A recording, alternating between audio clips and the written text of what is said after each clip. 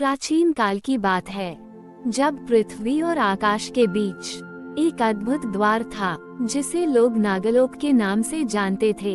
ये लोक था नागों का, जो न केवल सांप के रूप में बल्कि दिव्य शक्ति और ज्ञान के स्वामी थे।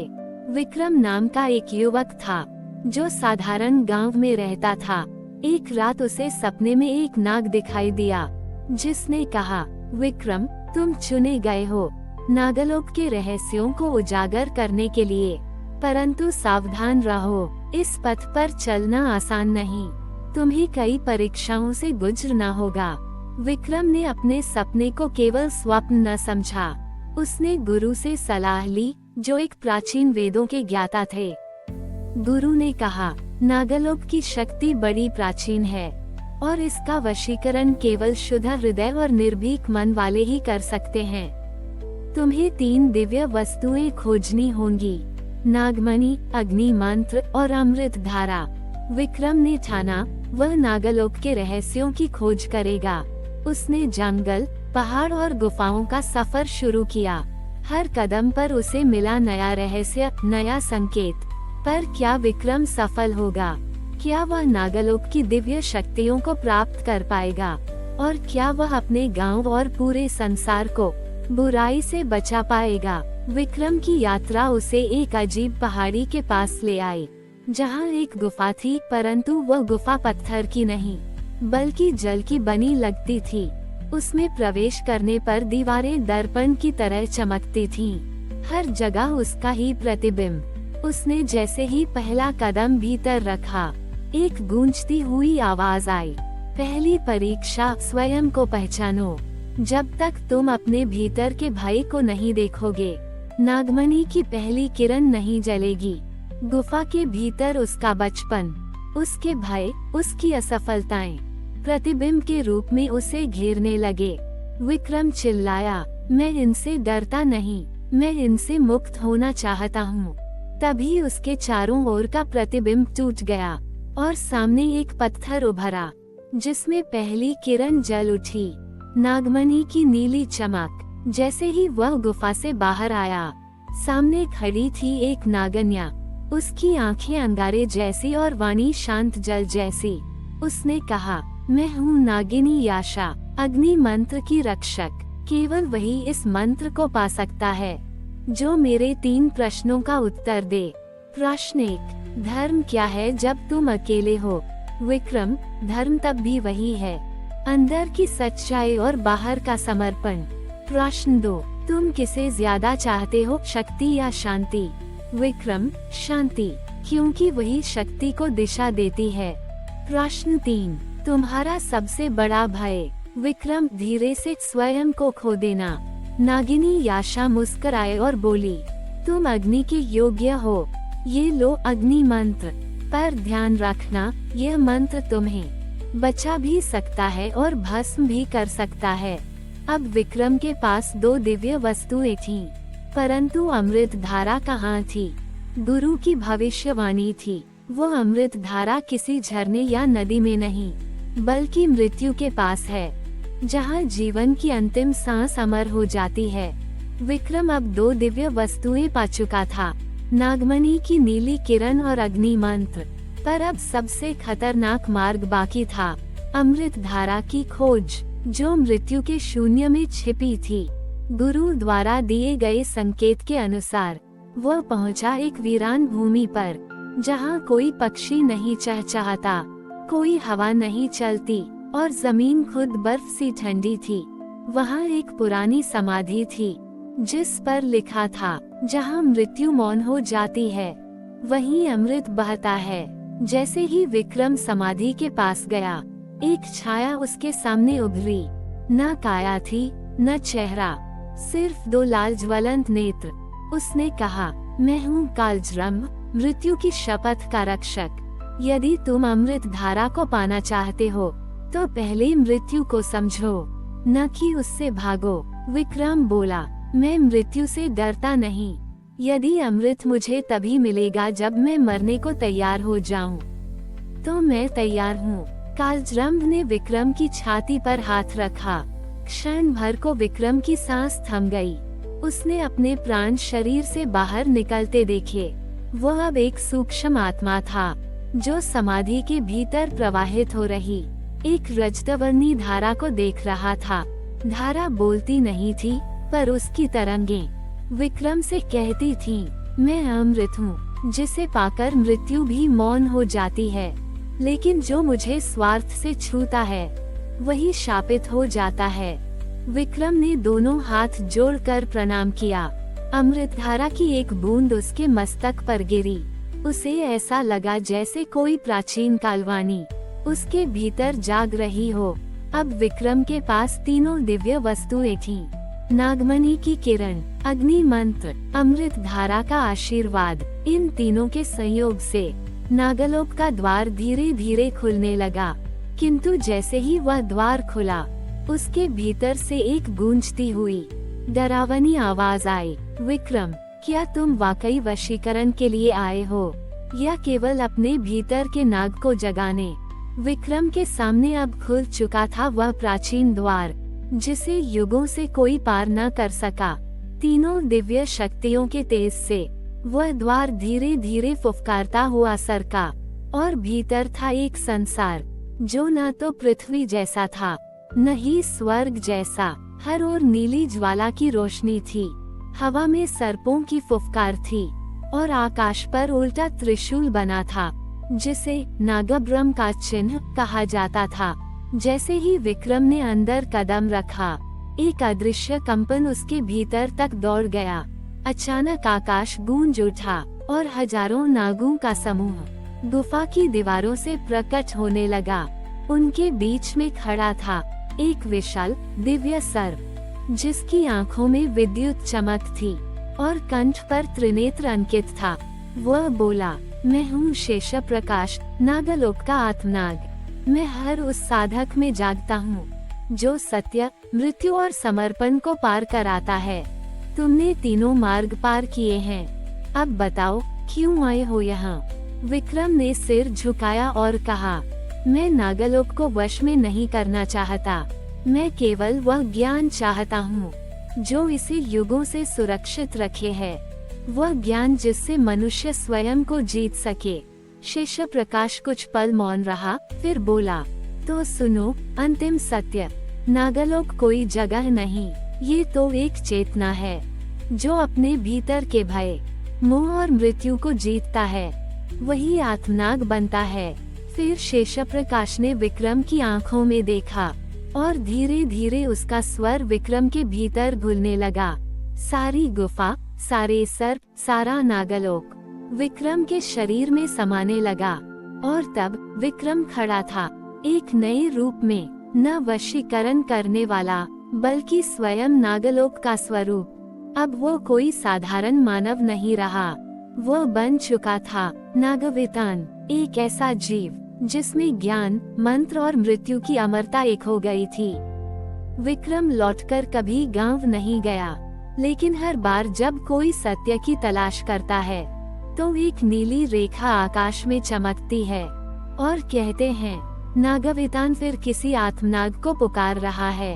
ओम नागाया नमः। नागवितान के विलीन हो जाने के बाद 300 वर्षों तक हिमालय की गहराइयों में कोई भी साधक त्रिकाल साधना के योग्य न बन सका। लेकिन अब कालसर नामक एक रहस्यमयी सरोवर रात के तीसरे पहर लाल रंग की ज्योति छोड़ रहा है, और हिमगुहा के योगी कहते हैं, जब त्रिकाल सरोवर में लाल अमृत उफनेगा, तो कालदेव स्वयं अग्नि देह में उतरेंगे। हिमालय के उत्तरी छोर पर, जहाँ वायु भी मौन साधना करती है, वहाँ स्थित है एक विस्मृत सरोवर कालसर, जिसका जल 3 रंगों में बहता है, प्रातः नीला, मध्याह्न में काला, और रात्रि के तीसरे प्रहर लाल। गांव वाले कहते थे, यह कोई जल नहीं, त्रिकालों का संचित समय है। जो इसमें झांकेगा, वह अपने ही अंत को देखेगा। गुह्य गंगा तट पर रहने वाले एक वृद्ध योगी, जिसे लोग त्रिलोचन बाबा कहते थे, उन्होंने 18 वर्षों तक उपवास साधना की थी, सिर्फ एक संकेत के लिए। और फिर एक रात, जब आकाश में कोई तारा न था, त्रिलोचन बाबा ने अपनी समाधि तोड़ी। उनकी आंखें जल रही थीं। वे बोले, कालसर जाग गया है, त्रिकाल का मंथन निकट है। कोई जन्मा है जो कालदेव को पुकारेगा, और वह अमृत नहीं त्रिकाल वाक्य लेकर आएगा। दक्षिण की कंदराओं में एक बालक जन्म लेता है, जिसके माथे पर 3 बिंदुओं का प्राकृतिक चिन्ह है। नाम रखा गया अर्नव। वह सामान्य नहीं था। 5 वर्ष की अवस्था में वह मृत पक्षियों को स्पर्श कर उन्हें जीवित कर देता था। जब उससे पूछा गया, तुम ये कैसे करते हो, तो वह बस कहता, मैं उन्हें वापस बुला लेता हूँ, समय को थोड़ा पीछे धकेल देता हूँ। त्रिलोचन बाबा, जिन्होंने कभी शपथ ली थी कि वे हिमगुहा से बाहर न निकलेंगे, अचानक एक रात गांव की चौपाल पर प्रकट हुए। उन्होंने आकाश की ओर उंगली उठाकर कहा, वह आ गया है, जिसके 3 जन्मों की स्मृति एक साथ जगी है। वही त्रिकाल सरोवर का उत्तराधिकारी होगा। अब कालदेव को चेताया जाएगा। ग्राम गहवरपुर की पूर्व दिशा में, जहाँ कोई पगडंडी नहीं जाती, वहाँ एक सूखी दरारों वाली भूमि है, जिसे गांव वाले कहते हैं मौन क्षेत्र। वहीं ले जाया गया अर्नव को। त्रिलोचन बाबा की अगुवाई में वृद्ध योगी के पीछे चलती थी गांव की एक रहस्यमयी मंडली, जिसके हर सदस्य ने अपनी वाणी का त्याग किया था। वे केवल संकेतों से बात करते थे। त्रिलोचन बाबा बोले, अर्नव, ये वही भूमि है जहाँ कालवाक्य पहली बार प्रकट हुआ था। यह कोई मंत्र नहीं, ये समय की चेतावनी है। जो इसे सुन लेता है, उसका हृदय तीनों कालों को एक साथ देखने लगता है। अर्नव भूमि पर बैठा। उसके सिर पर त्रिलोचन बाबा ने शिव मंत्रों से अभिषिक्त भस्म छिड़का। अचानक भूमि कांपी। एक गहरा कंपन गूंजा, मानो पृथ्वी किसी भूले हुए देवता का नाम ले रही हो। अर्नव की आंखें बंद थीं, लेकिन उसकी चेतना किसी अन्य लोक में पहुंच गई थी। वहां उसने 3 छायाएं देखीं। एक श्वेत वस्त्रधारी पुरुष, जिसकी आंखों में आंसू थे। वह बोला, मैं अतीत हूँ, मेरी स्मृतियाँ ही तुम्हारा बोझ बनेंगी। दूसरी छाया काली ज्वाला से बनी थी। वह गरजी, मैं वर्तमान हूँ, मुझे सहा नहीं जिया जाता है। तीसरी छाया का कोई आकार न था। वो एक गूंजती हुई गूंज मात्र थी। मैं भविष्य हूँ, मुझे जानना, मृत्यु को आमंत्रण देना है। और तभी वह गूंज एक वाक्य में बदल गई, जिसे ही कहा गया, जो त्रिकाल देख ले, वह त्रिकाल हो जाता है। अर्नव ने आंखें खोली। उसकी दोनों आंखों की पुतलियां अब अलग रंग की थीं। एक में नीला तेज था, दूसरी में लाल। त्रिलोचन बाबा घबरा गए। ये तो वही लक्षण हैं, जो अंतिम त्रिकालकर्ता में दिखे थे, कालनाथ के भीतर, जो कभी कालदेव को चेताकर स्वयं शून्य में विलीन हो गया था। अर्नव ने धीरे से कहा, मुझे उस जल तक पहुंचना है, जहां कालदेव ने अपनी प्रथम छाया छोड़ी थी।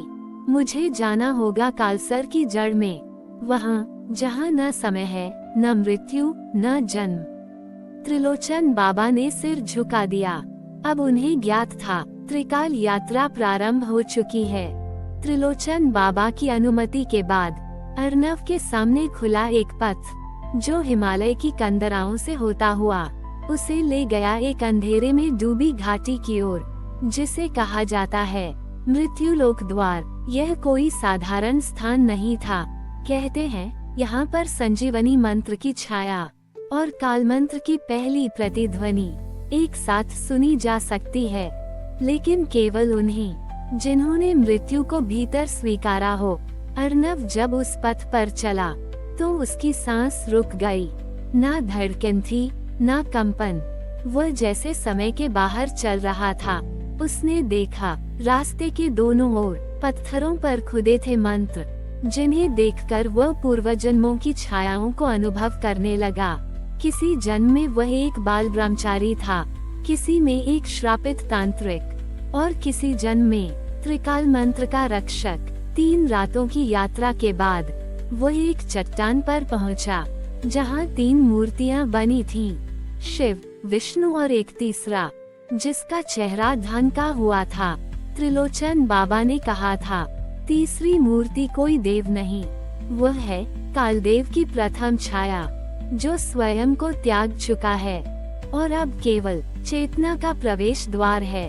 अर्णव ने जैसे ही उस मूर्ति के चरण स्पर्श किए, धरती कांप उठी और चट्टान दो भागों में फट गई। उसके भीतर से निकली एक गहरी सुरंग, जिससे बह रहा था लाल रंग का जल। वह कोई जल नहीं था। त्रिलोचन बाबा ने कभी कहा था, जिस दिन कालसर की जड़ से लाल जल निकले, समझ लेना कालदेव जाग गया है। अर्णव ने उस जल को स्पर्श किया और एक क्षण में वह भूमि से उठ गया। उसका शरीर अर्ध ज्योति और अर्ध अंधकार में बदल गया। उसके कानों में गूंजा, अर्णव, त्रिकाल अब तुझमें एक हो गया है, चल अंतिम द्वार की ओर। अब अर्णव को 3 द्वारों से गुजरना होगा। 1. स्मृति गुहा, जहां उसके तीनों जन्मों के पाप जीवित हैं। 2. कालवृक्ष क्षेत्र, जहां भविष्य की प्रत्येक विभीषिका उसे दिखाई देगी। 3. शून्य द्वार, जहां से कालदेव की वास्तविक पुकार आती है। इन तीनों द्वारों से जो जीवित लौट आए, वह त्रिकालकर्ता बनता है, जो स्वयं देवताओं से भी ऊपर होता है। कालसर की जड़ से निकली सुरंग अर्णव को एक अंधकार में कक्ष में ले गई, जहां कोई दीप नहीं जलता था, लेकिन हर दीवार से स्मृतियां टपकती थीं। ये थी स्मृति गुहा, जिसे केवल वे ही पार कर सकते हैं, जो अपने पूर्व जन्मों की सच्चाई का सामना कर उन्हें क्षमा या दंड देने की शक्ति रखते हैं। जैसे ही अर्णव आगे बढ़ा, एक एक करके 3 आभास उभरे। वह जो प्रेम को त्याग कर तंत्र में समर्पित हुआ। एक जन्म में वह एक सन्यासी था, जिसे एक स्त्री ने प्रेम से मुक्त करना चाहा था, पर उस स्त्री को उसने तंत्र बलि में समर्पित कर दिया था, क्योंकि वह मुक्ति को प्रेम से ऊंचा मानता था। अब वही स्त्री उसके सामने खड़ी थी, नेत्रों में जलते हुए प्रश्न, क्या तेरा ज्ञान मेरे जीवन से बड़ा था? अर्णव मौन रहा और फिर झुका, नहीं, उस दिन मैंने ज्ञान नहीं, अहंकार चुना था। स्त्री अदृश्य हो गई, पहली स्मृति शुद्ध हो गई। वह जो देवत्व के नाम पर छल करता था, दूसरे जन्म में वह एक पुरोहित था, जिसने नील पर्वत पर झूठे चमत्कार दिखाकर लोगों को त्रास दिया था। अब उसके सामने एक वृद्ध अपनी टूटी कमर और निस्तेज आंखों के साथ खड़ा था। क्या तुझे याद है, तूने मेरे पुत्र को अभिशप्त बताया था, ताकि तेरे मंदिर की शक्ति बनी रहे। अर्णव कांप उठा, मैंने सत्य नहीं, भय फैलाया था। वृद्धा हंसा और वायुमंडल में विलीन हो गया। दूसरी स्मृति भी शांत हो गई। वह जो त्रिकालकर्ता बनने के लोभ में स्वयं कालदेव के नियम तोड़ बैठा, तारांकन। तीसरी स्मृति एक दहकता हुआ अग्निचक्र थी। उसमें एक बालक खड़ा था, जो अर्णव को देखकर चिल्लाया, तू ही था जिसने कालमंत्र को अधूरा पढ़ा, जिससे मेरी आत्मा शापित हो गई। मैं शिशु था, पर तेरी लालसा ने मुझे जन्म लेने से पहले ही काल के द्वार में धकेल दिया। अर्णव की आंखों से रक्त बहने लगा। मैं त्रिकाल नहीं बनना चाहता था, परंतु मैंने इच्छा को रोकने के स्थान पर आज्ञा की अवहेलना की। बालक शांत हो गया और अग्निचक्र बुझ गया। तीनों स्मृतियों के न्याय के बाद स्मृति गुहा की दीवारें पिघलने लगीं और एक शिलालेख उजागर हुआ। जो अपने अतीत को क्षमा कर सके, वही काल के वर्तमान को धारण कर सकता है। अब अर्णव के सामने अगला द्वार था, कालवृक्ष क्षेत्र, जहां भविष्य की हर संभावना वर्तमान की गलती बनकर सामने आती है। स्मृति गुहा के पश्चात अर्णव एक वीरान, मौन और डरावनी भूमि पर पहुंचा, जहां एक ही वृक्ष था, काल वृक्ष। उसकी शाखाएं आकाश की सीमाओं तक फैली थीं, और जड़ें जैसे पृथ्वी के हृदय को निगल चुकी थीं। ये वह वृक्ष था जहां हर शाखा पर टंगी थी एक एक संभावित भविष्य की परछाई। अर्णव ने देखा, एक भविष्य में वह स्वयं मृत्यु का देवता बन चुका है। उसके स्पर्श से प्राण रुक जाते हैं और उसका हृदय शून्य हो चुका है। लाखों लोग उसके भाई में पूजा करते हैं, पर कोई उसकी आंखों में नहीं देखता। एक वृद्धा सामने आकर कहती है, क्या ये वही अर्नव है जो जीवन की रक्षा करने आया था, या वह जो स्वयं ही मृत्यु बन गया? अर्नव पीछे हट गया। मैं यह नहीं चाहता, यह मेरे भीतर का घमंड है। शाखा टूट गई। अब वह एक सम्राट है, एक धार्मिक साम्राज्य का शासक। वेद और तंत्र उसके अधीन हैं, हर ऋषि उसका सेवक। परंतु उसके आदेश पर संतों को कैद किया जाता है, जो कालदेव की स्वतंत्र वाणी बोलते हैं। तब एक बाल ऋषि कहता है, जब धर्म को शक्ति में बांध दिया जाता है तो वह धर्म नहीं, काल का पिंजरा बन जाता है। अर्नव रो पड़ा। मैं सेवा के लिए था, शासन के लिए नहीं। शाखा जलकर भस्म हो गई। यह एक विचित्र भविष्य था, जहां अर्नव किसी शरीर में नहीं था। वो एक शून्य चेतना बन चुका था, जिसे कोई नाम, आकार या भाव नहीं था। उसे कुछ सुनाई दिया। क्या तुम यही चाहते थे? पूर्ण मुक्ति, जिसमें न प्रेम है, न पीड़ा, न संकल्प, केवल मौन। अर्नव सोच में डूबा। क्या ये पूर्णता है, या ये केवल भाग जाना है? उसने कहा, मैं मुक्ति नहीं, उत्तरदायित्व चाहता हूँ। और वह शाखा स्वतः विलीन हो गई। अब वृक्ष की जड़ी हिलने लगी और एक मर्मस्पर्शी स्वर आया, वर्तमान के पुरुषार्थ से ही भविष्य की शाखाएं बदलती हैं। तू जान गया है, तेरा पथ विलय नहीं, संकल्प है। अर्नव ने कालवृक्ष की छाया में ध्यान लगाया और उसका अंतर्मन बोल पड़ा, हे कालदेव, मुझे उस द्वार तक ले चलो जहां मैं तुम्हारी सच्ची पुकार सुन सकूं। जैसे ही अर्नव उठा, आकाश में एक विकराल द्वार प्रकट हुआ, बिल्कुल निस्तब्ध, जैसे वहां कोई ध्वनि नहीं थी, केवल मौन की हुंकार। ये था शून्य द्वार, जहां समय, मृत्यु और चेतना तीनों विलीन होकर त्रिकाल सत्य बन जाते हैं। अर्नव शून्य द्वार के सम्मुख नतमस्तक खड़ा था। चारों ओर न कोई दिशा थी, न ध्वनि, केवल मौन। फिर एक क्षण ऐसा आया जब स्वयं कालदेव ने प्रकट होकर कहा, तू जो सत्य खोजने आया है वह न किसी ग्रंथ में है, न किसी भविष्यवाणी में, वह तेरे भीतर है, उस वर्तमान संकल्प में जो हर श्वास में जागृत होता है। अर्नव ने पूछा, क्या यही त्रिकाल सत्य है? कालदेव बोले, त्रिकाल वह है जहाँ भूत, भविष्य और वर्तमान मिलकर एक ही बिंदु बन जाते हैं। उसे श्रद्धा कहते हैं। न तंत्र, न मंत्र, न यंत्र, केवल वही बचता है जो कर्तव्य बोध से जागता है। तभी त्रिकाल सरोवर की जलधारा अचानक स्वर्णिम प्रकाश में बदल गई। अर्नव उसमें डूबा और जब वह बाहर आया, वह कोई साधारण मनुष्य नहीं था, वह एक कालपथिक था जो धर्म, विज्ञान और चेतना के रहस्यों का वाहक बन चुका था। धर्म केवल पूजा नहीं, धर्म वह दिशा है जो मनुष्य को स्वयं की सीमाओं से पार ले जाती है। और त्रिकाल सरोवर अब उसकी आत्मा में बह रहा था। हमारी और भी आध्यात्मिक एवं अनोखी कहानियाँ देखने के लिए हमारे चैनल पर जाएं तथा धार्मिक एवं पौराणिक अनोख बड़ी ही कहानियाँ हमारे चैनल पर है। कृपया जाके देखें तथा हमारे चैनल को सब्सक्राइब करके रखें और वीडियो लाइक जरूर करें। धन्यवाद।